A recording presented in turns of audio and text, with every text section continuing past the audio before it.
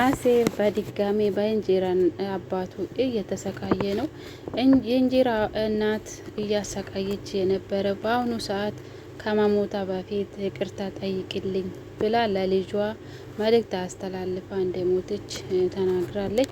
ብቻ የአሴርን ህይወት በጣም ያሳዝናል። በዚህ በእንጀራ አባት ምክንያት ትምህርቱንም አጥቶ በዛሬ ቀን እንግዲህ መንገድ ላይ ነው ያደገው። ህይወቱ ሙሉ መንገድ ላይ ነው ያሳለፈው እና ይሄ መልካሙ እንጀራ አባት የቤተሰቦችን ንብረት 400,000 ስጠኝ ብሎ ቢጠይቅም እሱ ግን በሽጉጥ ነው ያስፈራራው። ይሄ ብርም የፈለገው ለሀና አባት ልደርስለት ነው። የሀና አባት ለሕክምና 400,000 ነው የተጠየቀው። ሀናን እንግዲህ እንዴት እንደሚወዳትና እንዴት እንደሚያከብራት ታውቃላችሁ ቤተሰቦቼ። የአሴር ህይወት በጣም ያሳዝናል። እንደዚህ አይነት ትዕግስት ያለ ልጅ በጣም መልካም የሆነ ሰው በዚህ በእንጀራ አባት የእሱ ህይወት የተበላሸ ሱስ ውስጥ የገባ ሲያጣ ወደ ስርቆት እንደሄደ ነው እና በልጅነት ጊዜ ስንት ነገር ጠይቆታል። ትምህርት ቤት አስገባኝ፣ እንደ ሌላ ልጆች ልማር፣ ሰው እኩል ሊሆን ብሎ ብለምን እንኳን በዱላ ቀጥቅጦ ነበር ያሳደገው።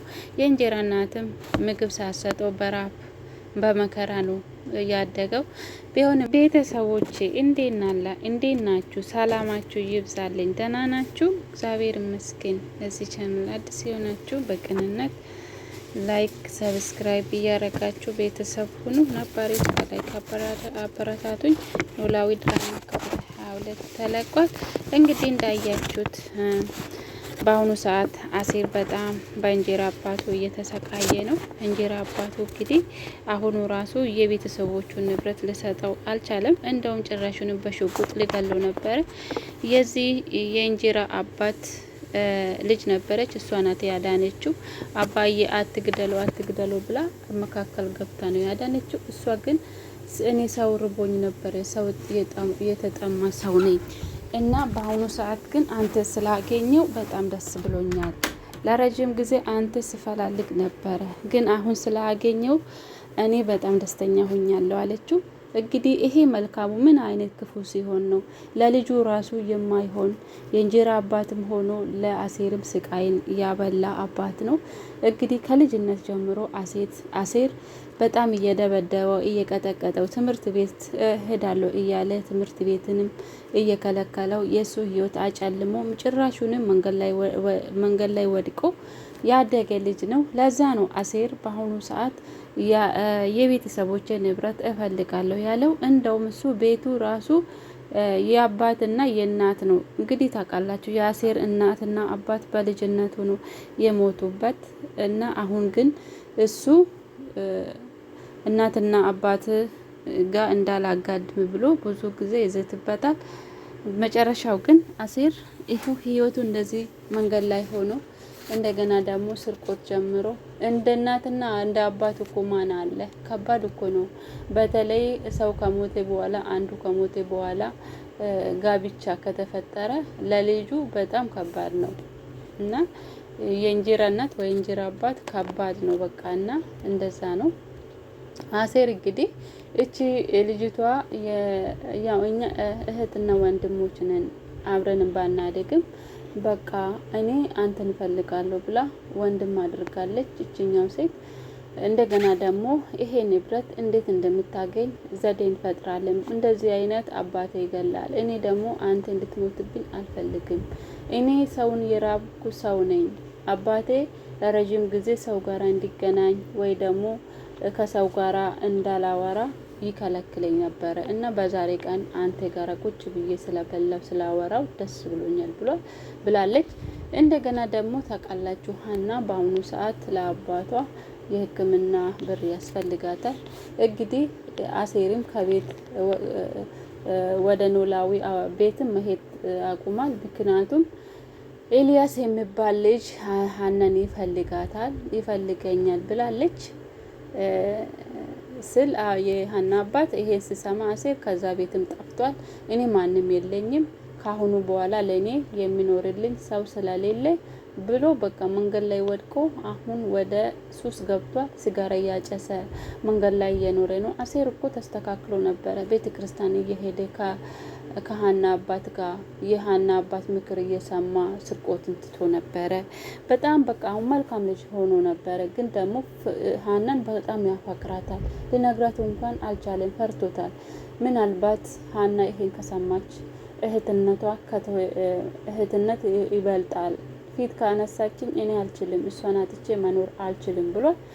ካሁኑ በኋላ እኔ እንደዚህ አይነት አባት የለኝም፣ የእንጀራ አባትም ቢሆን እኮ ያንተ አባት ነው ብልም ያህና አባት ግን እሱ እኔ እንደዚህ አይነት አባት ከምኖረኝ ይቅርብኝ፣ የኔ አባት አንተና አንተ ብቻ ነው ብሏል። እና አቶ ኖላዊም እኔም 2 ልጆች አሉኝ፣ ፈጣሪ እንደው ፍሬ ባይሰጠኝም እንደዚህ የተባረኩ ልጆች ሰጥቶኛል። ሀናም ልጄ ናት። ሀናም ታውቃላችሁ መንገድ ላይ ነው ያገኛት። እንደገና ደግሞ አሴርም እንሂል ተገናኝቶ እንደ አባት ያዋል። ለዛ ነው አቶ ኖላዊ እኔ ፈጣሪ ፍሬ ባይሰጠኝም እኔ ግን የተባረኩ ልጆች ፈጣሪ ሰጥቶኛልና አመሰግናለሁ እያለ ፈጣሪውን እያመሰገነ ነው። ሌላ ደግሞ ሰላም ናት። በጣም የገረመችን ከምንም በላይ አንተ ነህ የሚባለው ልጅ ከዚህ በፊት አስረግዞታል። እኔ እርጉዝ ነኝ ብትል እንኳን እኔ አላቅም ብለዋል። አሁን ደግሞ በድጋሚ እያገኘች ነው። እወደዋለሁ ብላለች። ያ ሁሉ አድርጎ እንደገና ህይወቷን እኮ አታ ነበረ። ሀና ባትኖር እኮ ሰላም ዛሬ በህይወት አልነበረችም። ግን አሁንም ደግሞ ልጠቀምበት ነው እና በዛሬ ቀን ራሱ ተገናኝቶ እሷ ሽንት ቤት ሄዳለሁ ስትል የሰላምን ስልክ ወስዶ የሀናን ስልክ ቁጥር ወስዷል እና ሀናን የሆነ ነገር እንዳላደርግ ነው የሚፈራው። ወይዘሪት ሜላት ደግሞ ሀናን አስጠነቅቃለች። አንተ ነህ የሚባለው ሰው በጣም ከብዙ ሴቶች ስለተኛ አንቺም ይፈልግሻል፣ ስለዚህ ራስሽን ጠብቂ፣ ከዚህ ሰው ተጠንቀቅ ብላ መስጠንቀቃ ሰጥታለች። ለዛ ነው አንተ ነህ ሰላምም መጫወቻ አድርጎታል። ሀናንም ደግሞ መጫወቻ ሊያደርገው ነው። እንደምንም እጄን አስገባሻለሁ እያላት እየፈጎረ ነው። የሚገርም ነው። ሰላም ግን ስንት ሰው ነው የምትወደው? አሮንም እኮ እወደዋለሁ እያለች ነበረ። አሁን ደግሞ ይሄም ደግሞ እወደዋለሁ እያለች ነው። እና ሰላም ለምንድን ነው ከሁሉም ሰው ጋር ፍቅር ሚዛት? እና እንደዛ ነው ታውቃላችሁ። አሮንም በጣም እወደሃለሁ እያለች አሮን ግን ሀና ነበረ ፈልገው። ይሄም ደግሞ እወደዋለሁ ትሏለች። ግን ደግሞ ሰው ልጁ ሀናን ይፈልጋታል። ለዛ ነው ወይዘሮ ሜላት ታውቃላችሁ ሀናን በጣም በቃ በጣም ነው የምትወደው። እና አንቺ እኮ የተባረክሽ ልጅ ነሽ፣ ምንም ጎዶልነት የለሽም ነው ያለቻት። እውነት ነው ሀና ምንም ጎዶሎ የላትም። ግን ደግሞ እኔ የሚመስለኝ ሀና የጠፋችው የወይዘሪት ሜላት ልጅ ናት ብዬ ነው የማስበው። አንደኛ ከሰላም ጋራ ደማቸው ይመሳሰላል። ሁለተኛ ደግሞ በቃ ሁሉ ነገሯ በእንትና ናት ተጥላ ነው መንገድ ላይ የተገኘች። እና ሀና እንግዲህ የሰላም እህት ብዬ አስባለሁ ለጊዜ ጉዳይ እንጂ ያ ቀን እኮ ፎቶ ልታሳየው ነበረ ለሀና ተጠርታ ነው የሄደችው እንጂ ሀና ታውቅ ነበር። ይሄ ድሮ የራሷ ፎቶ ማለት ነው።